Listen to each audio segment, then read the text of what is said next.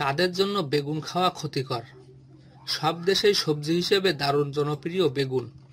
Fibre, vitamin এবং antioxidant সমৃদ্ধ বেগুন সাধারণত খাদ্য তালিকায় একটি স্বাস্থ্যকর সংযোজন হিসেবে বিবেচিত হয়। বেগুন প্রায় সবাই খেতে পারেন, শুধু নির্দিষ্ট কিছু সমস্যায় আক্রান্ত ব্যক্তি ছাড়া। যারা নাইটশেড বা অ্যালার্জির প্রতি সংবেদনশীল তাদের জন্য বেগুন ক্ষতির কারণ হতে পারে।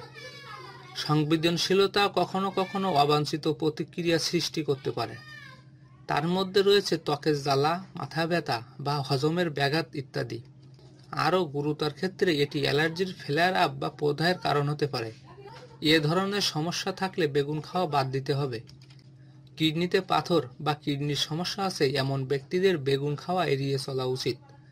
বেগুনে থাকে অক্সালেট নামে এক ধরনের উদ্ভিদজাত যৌগ, যা কিডনিতে পাথর হওয়ার ঝুঁকিতে থাকা ব্যক্তিদের জন্য এই অক্সালেট পাথর গঠনে অবদান রেখে সমস্যা বাড়িয়ে তুলতে পারে।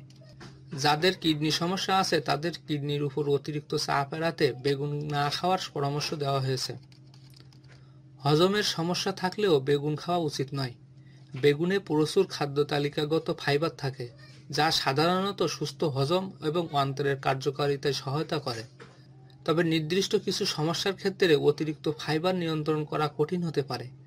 যাদের ইরিটেবল বাওয়েল সিন্ড্রোম, প্রদাহজনক পেটের রোগ অথবা সংবেদনশীল পচনতন্ত্র আছে তাদের বেগুন বেশি পরিমাণে খেলে পেট ফাঁপা, অস্বস্তি বা আলগা মল তৈরি হয়। আয়রনের ঘাটতিজনিত রক্ত স্বল্পতা থাকলে বেগুন খাওয়া যাবে না। বেগুনের খোসায় নাসোনিন নামক একটি উদ্ভিদ যৌগ থাকে। এটি একটি অ্যান্টিঅক্সিডেন্ট যা আয়রনের সঙ্গে আবদ্ধ হতে পারে।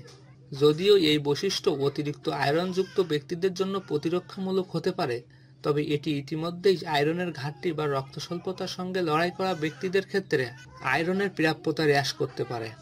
তাই প্রচুর পরিমাণে বেগুন খাওয়ার ফলে শরীরের জন্য পর্যাপ্ত আয়রন শোষণ এবং ধরে রাখা কঠিন হয়ে পড়ে।